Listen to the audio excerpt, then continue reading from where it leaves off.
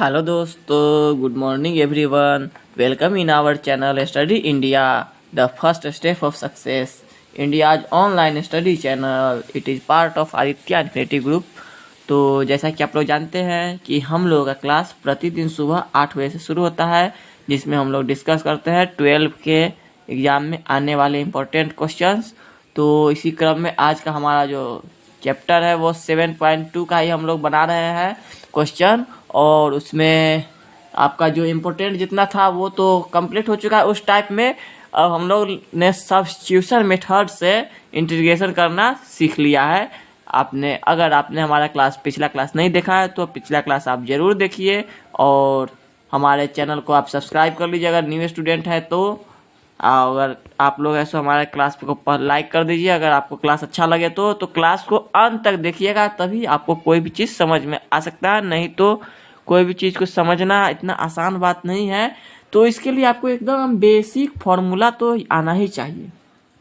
तो अगर आपको कैलकुलस बेसिक से सीखना है तो सबसे पहले इंटीग्रेशन से पहले आपको डिफरेंशिएशन का सभी चीज़ आना चाहिए, तभी हम लोग आगे बढ़ सकते हैं। तो जितना भी हमारा क्लास होता है सभी क्लास पिछला क्लास से रिलेटेड होता है। तो आप लोगों का अगर एक भी क्लास छूटा तो हो सकता है अगला क्लास में आपको समझ में ना आए, इसलिए आप हमारे क्लास को रेगुलर देखा कीजिए, शुरू से देखा कीजिए। और जैसा आप लोग जानते हैं हम लोग का क्लास 8 बजे से शुरू हो जाता है, लाइव चलता है हमारा क्लास 8 बजे। तो आप लोग कोशिश कीजिए कि 8 बजे आकर देखिए, उस समय आप आइएगा तो लाइव चैट में आपको ऐसो आपके डाउट क्लियर हो जाएंगे। तो आज हम लोग ऐसा सब्स्टिट्यूशन मेथड से ही कुछ और क्वेश्चन जो शायद भारी लगे आपको, वैसा क्वेश्चन को आज हम लोग करने वाले हैं सब्स्टिट्यूशन मेथड से। तो हमारा पहला क्वेश्चन तो आसान ही है, देखिए ध्यान से समझिए इसको कैसे आप लोग कर सकते हैं। आपको इंटीग्रेट करना है cos root x by root x d x. इसको आपको इंटीग्रेट करना है, इंटीग्रेशन करना है। कैसे कर सकते हैं इसको, तो ध्यान देने वाली बात है एक कि आपको क्या करना है, एक वैल्यू को पुट करना है। तो एक वैल्यू की जगह पर कोई मान पुट करना है, ऐसा कि उसको अगर हम डिफ्रेंशिएट करें तो हमारा डी एक्स वाई का मान निकल जाए। और जब वो मान निकल जाएगा उसके बाद तो कोई समस्या ही नहीं है। तो रही बात वही बात है, तो यहाँ पे हम किसको पुट करेंगे। अगर हम कॉस को पुट करते हैं, कॉस रूट एक्स को, तो बट्टा में रूट एक्स तो कभी नहीं आने वाला है, तो यहाँ समस्या हो जाएगी। तो अगर हम रूट एक्स को ही पुट करते हैं तो अच्छी बात रहेगी क्या, बिल्कुल अच्छी बात रहेगी। करते हैं तो चलिए हम लोग रूट एक्स के जगह पर पुट करते हैं कुछ वैल्यू।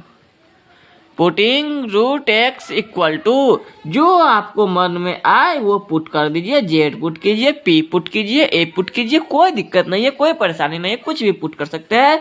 और इसके बाद हमको एक काम करना है कि जो डी जेड का जो वैल्यू है वो यहाँ पर निकाल लेना है। उसके बाद तो एकदम आसान हो जाएगा राह आपका।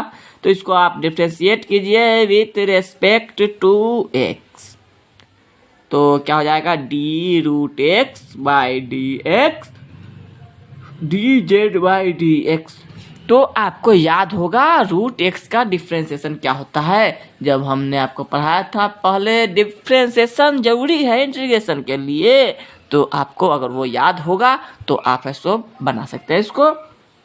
तो ये जो इंटीग्रेशन है ये इसका होता है 1/2 रूट एक्स। रूट एक्स का डिफ्रेंशिएशन होता है। अब ये कैसे होता है, ये भी एक समस्या वाली बात है। कैसे होगा आपको पता होगा तो आपको इसके लिए याद करना, x to the power n का डिफ्रेंशिएशन क्या होता है, n x to the power n minus 1 होता है ना।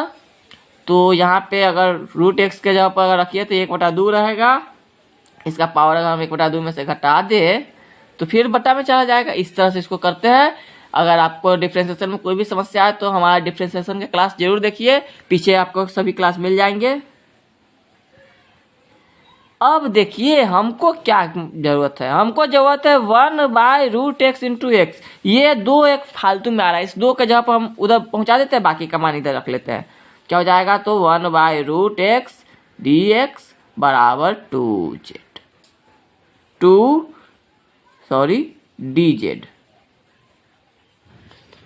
2dz हमको 1/√x के जगह पर रखना है 2dz।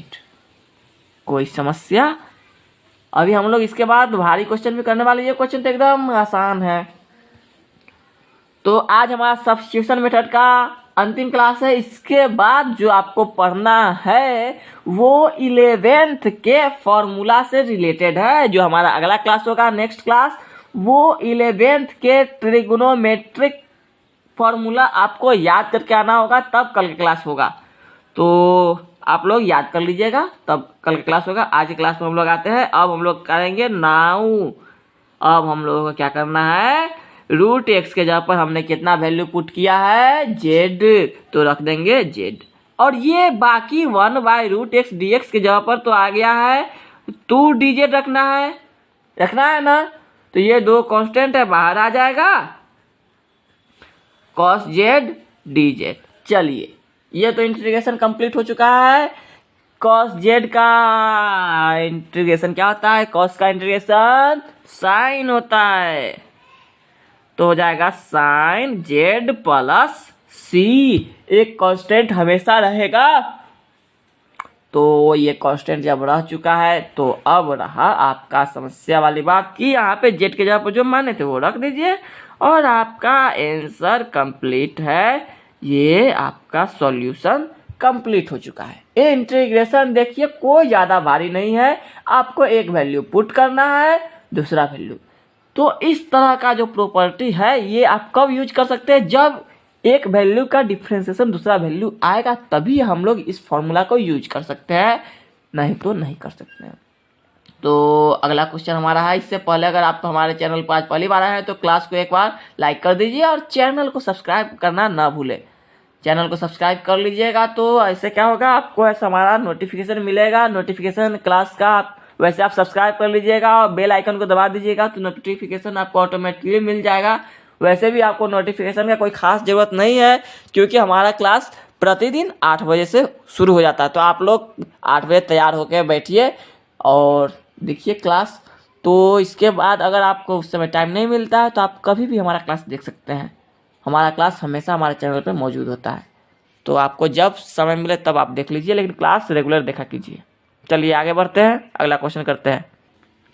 तो हमारा जो अगला क्वेश्चन है वो है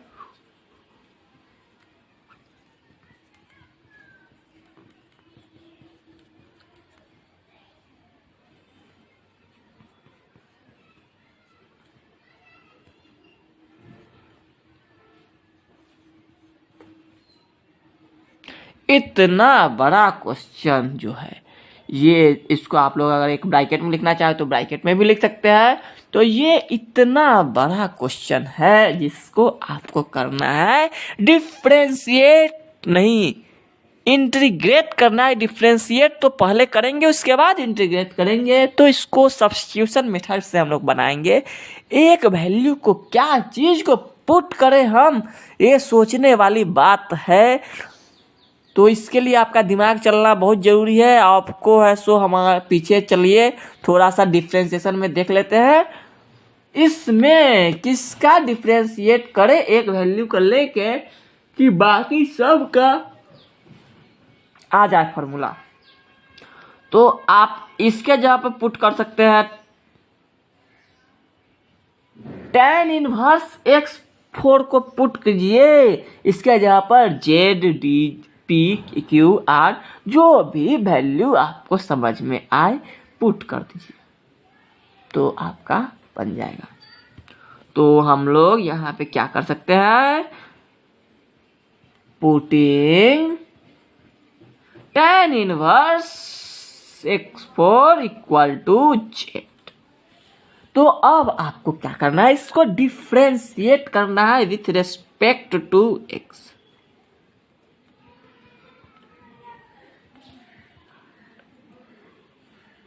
तो ये परेशानी वाली बात ये है इसमें कि कैसे इसको कर सकते हैं हम लोग डिफ्रेंशिएट। तो इसको क्या करेंगे कि इसको तोड़ते हैं।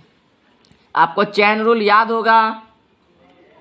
अगर आपको चेन रूल में डिफ्रेंशिएट करने में कोई भी परेशानी है तो आप हमारा पिछला क्लास देखिए, अटेंड कीजिए उसको।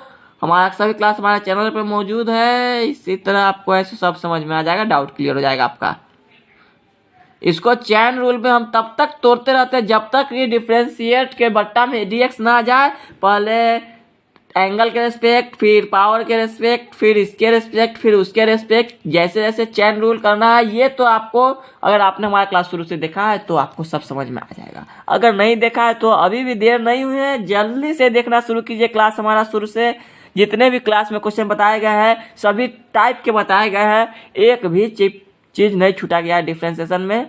जितने भी एग्जाम के पॉइंट ऑफ व्यू से आपका इंपॉर्टेंट है, तो इसको आप करेंगे तो tan इनवर्स x का फॉर्मूला क्या होता है, 1/1 प्लस एक्स स्क्वायर। तो यहाँ एक्स स्क्वायर के जगह पर तो x4 है, तो इसका स्क्वायर जब करेंगे तो इतना हो जाएगा। और यहाँ पे क्या हो जाएगा, 3x³।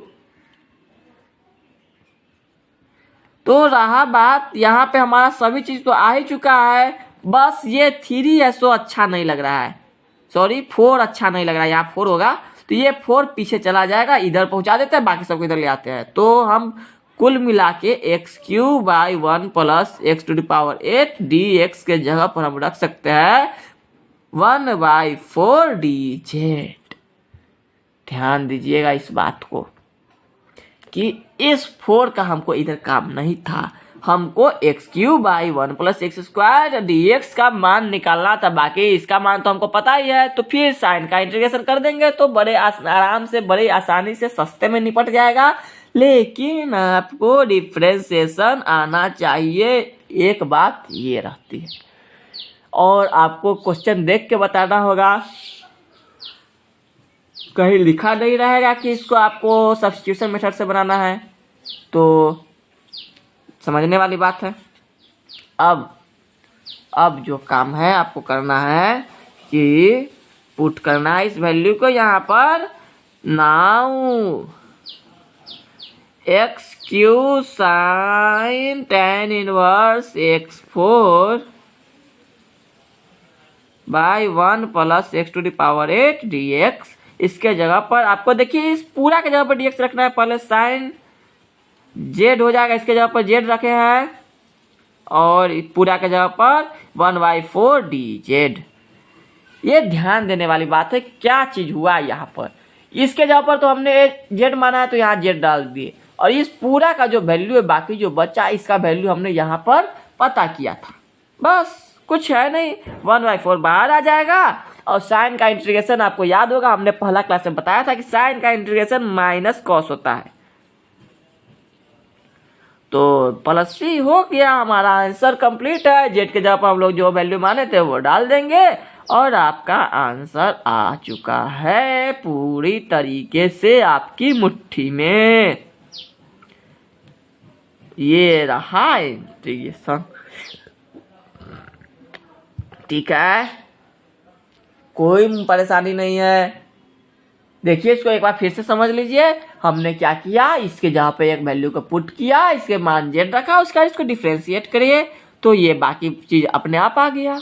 उसके बाद हमने यहाँ फॉर्मूला यूज किया, बस। समझ में आया? तो अगर क्लास समझ में आया तो एक बार लाइक कर दीजिए क्लास को, और चैनल को सब्सक्राइब तो जरूर कीजिए, और इसे अधिक से अधिक शेयर कीजिए सोशल मीडिया पर। आपके जितने भी फ्रेंड्स हैं, जहाँ भी फ्रेंड्स हैं सोशल मीडिया पर, Facebook, WhatsApp, Telegram, Twitter, Instagram, जहाँ भी है सभी को एक बार शेयर कर दीजिए। चलिए तो आगे बढ़ते हैं। हमारा अगला क्वेश्चन है,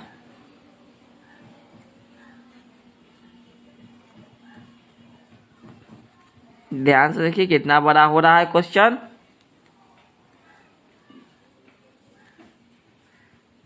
इतना बड़ा खतरनाक क्वेश्चन को आपको क्या करना है, इंटीग्रेट करना है।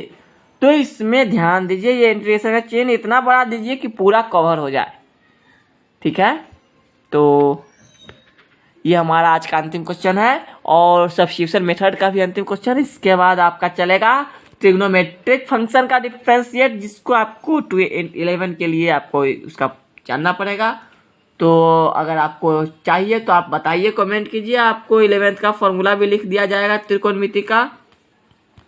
तो चलिए बढ़ते हैं।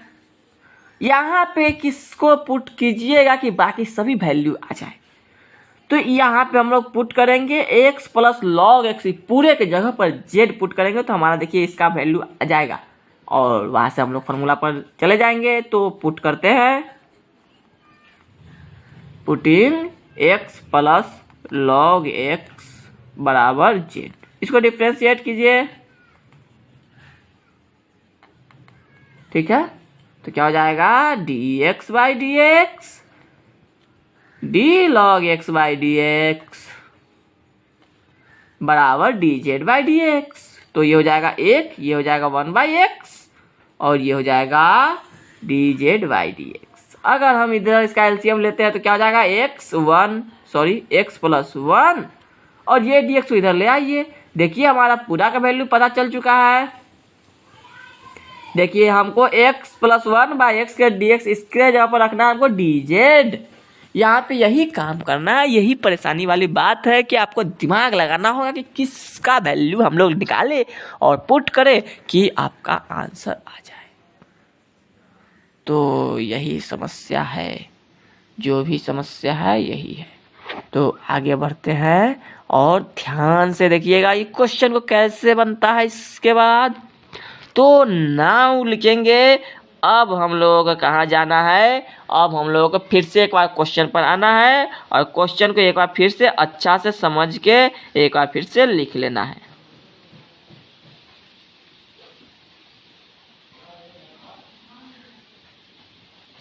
तो इसके जगह पर, ये बाकी सब के जगह पर तो हम लोग dz ही रख लेंगे। इसके जगह पर क्या रखना है, z स्क्वायर dz। देखिए कुछ हम लोग बड़ी जल्दी आ गए आंसर के करीब में। इसमें कुछ करना ही नहीं है, एक वैल्यू को पुट कीजिए, दूसरा वैल्यू आ ही जाएगा। जब दूसरा वैल्यू आ ही गया तो तीसरा वैल्यू भी आ गया और आपका आंसर भी आ गया है। यहाँ पर पूरा तरीके से आपको अब सिर्फ फॉर्मूला एक याद रखना, जेड स्क्वायर का इंटीग्रेशन क्या होगा, किसी के भी पावर का इंटीग्रेशन क्या होता है, तो पावर में एक बढ़ा देते हैं और उसी से भाग दे देते हैं, तो वही पावर का इंटीग्रेशन हो जाता है। इस तरह से आपका ये भी क्वेश्चन कंप्लीट हो चुका है। और यहाँ पे हम लोग लिखने वाले हैं जेड के पावर 3/3 प्लस सी। इंटीग्रेशन हो गया।